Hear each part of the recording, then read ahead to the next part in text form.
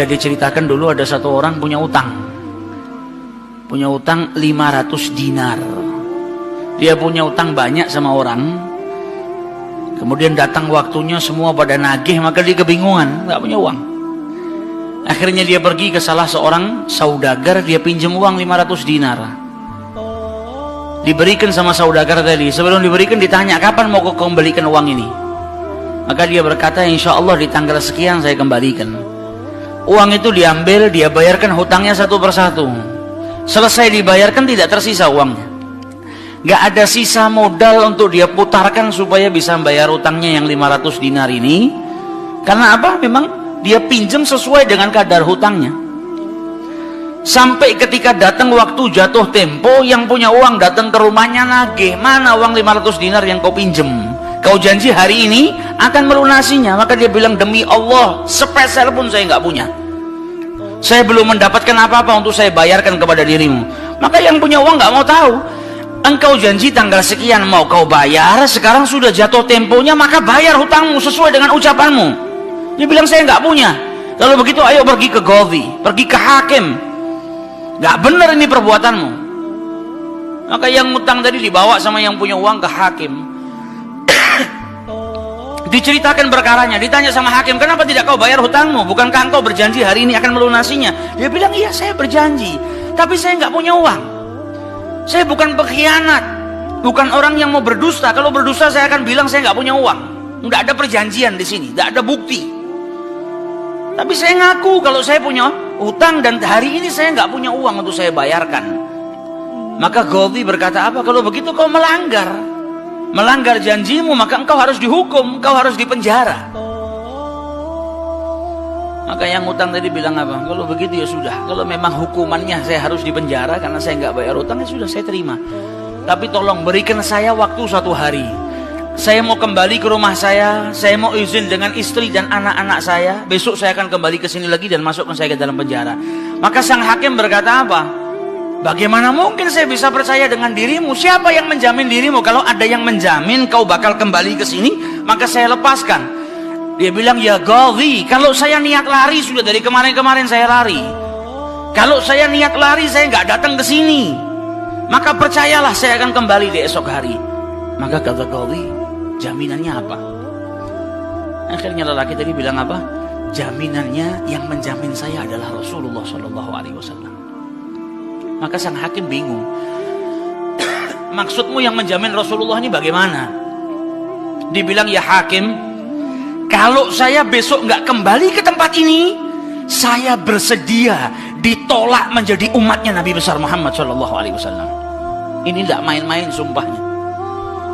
Dan ini bukan sembarang orang, memang orang yang soleh.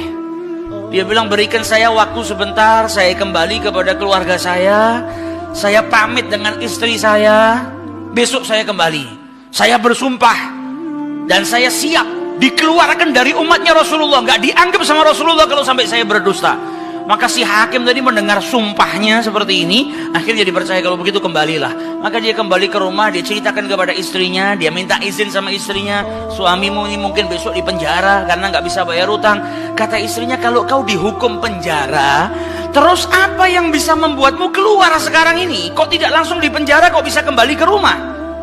Kata suaminya, karena saya mendapatkan jaminan. Dari siapa? Dari Rasulullah. Dia ceritakan, saya bersumpah kalau saya nggak kembali di esok hari, saya rela tidak dianggap sebagai umatnya Rasulullah SAW. Maka istrinya berkata, selagi engkau ini mendapat jaminan dari Rasulullah atau kau menjaminkan Rasulullah SAW, maka ayo kita perbanyak sholawat. Semoga Nabi besar Muhammad SAW benar-benar menjamin dirimu. Sholawat itu manfaatnya besar. Sholawat ini berkahnya luar biasa. Maka si suami sama si istri kemudian diperbanyak sholawat, membaca sholawat yang sangat banyak sampai mereka akhirnya tertidur. Yang laki yang punya utang tadi ketika tidur mimpi berjumpa dengan Rasulullah SAW. Dan Nabi dalam haditsnya telah bersabda, man ra'ani fakat ra'ani haqqa. Siapa yang mimpi berjumpa dengan diriku, maka sesungguhnya itu aku. Karena syaitan gak bisa menyerupai Nabi besar Muhammad SAW.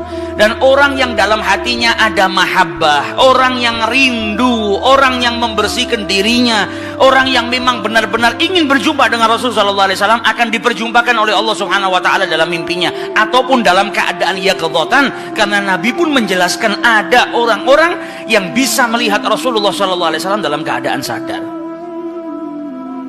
Sebagaimana dulu diriwayatkan ada seorang santri kepingin ketemu sama Rasulullah, pingin mimpi. Tanya sama gurunya, sama kiainya, ajarkan kepadaku caranya mimpi ketemu Rasulullah itu bagaimana. Kata kiainya, apa? Gampang. Nanti malam kau makan ikan asin yang banyak, setelah makan jangan minum, kau tidur. Maka dia bingung, apa hubungannya ikan asin dengan mimpi ketemu Rasulullah? Praktekkan.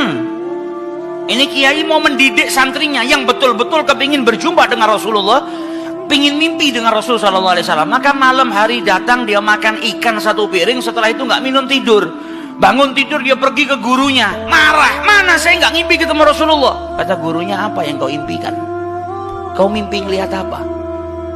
Kata santri tadi, saya mimpi ngelihat laut, ngelihat sungai, ngelihat hujan, ngelihat air terjun. Kata gurunya, karena sebelum tidur yang kau rindukan adalah air. Kau makan ikan asin sehingga kau kehausan. Yang kau rindukan dan kau dambakan air. Maka apa yang kau rindukan dan apa yang kau dambakan datang dalam mimpi. Coba setiap kali kau tidur kau rindu dengan Rasulullah.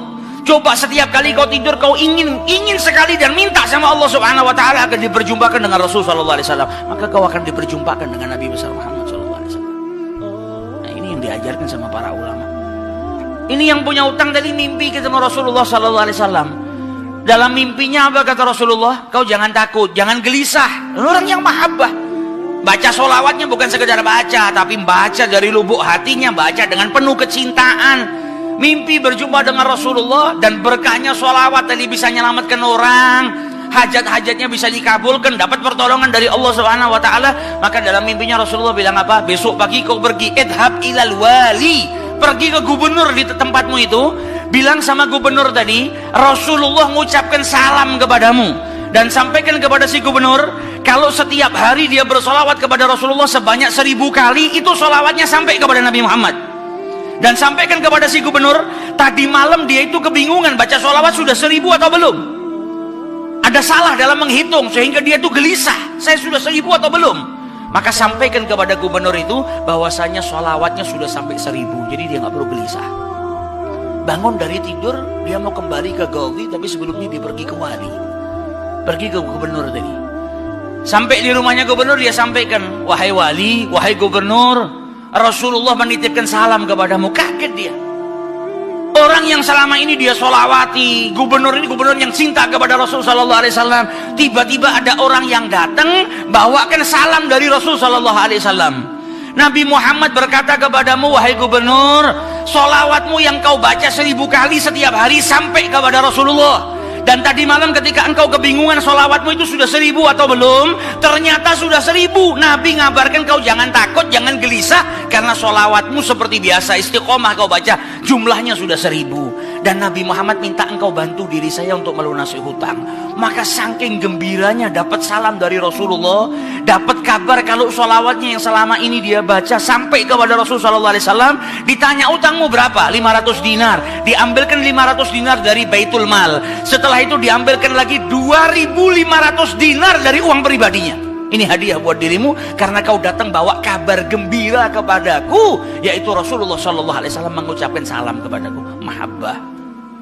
Kita belum tentu, kalau mungkin andai ada orang yang mimpi berjumpa dengan Rasulullah, kemudian Nabi mengucapkan salam kepada kita, belum tentu kita bahagia sampai bisa mengeluarkan harta seperti itu. Tapi orang-orang yang mahabbah, kecintaannya sama Rasulullah luar biasa. Maka dia pulang dari rumahnya si gubernur tadi bawa uang 3000 dinar. Utangnya cuma 500 dinar. Berkat sholawat dia bisa melunasi hutangnya. Maka dia pergi ke rumah qadhi, sebagaimana janjinya dia akan kembali. Dia ketuk pintu rumah qadhi, maka qadhi tadi ketika buka pintunya langsung memeluk orang tersebut, nangis yang luar biasa dan berkata apa? Alhamdulillah, berkat dirimu tadi malam saya mimpi ketemu Rasulullah SAW. Kata Kata Rasulullah apa? Kalau engkau membantu orang yang punya utang itu untuk melunasi hutangnya, maka aku akan membantumu kelak di hari kiamat. Diambilkan uang 500 dinar, diberikan kepada orang tersebut. Sampai Ghazinya pun diimpiin sama Rasulullah SAW. Keluar dari rumahnya Ghazi bawa uang berapa? 3.500 dinar. Dia pergi ke tempat orang yang dia utangi mau bayar utangnya.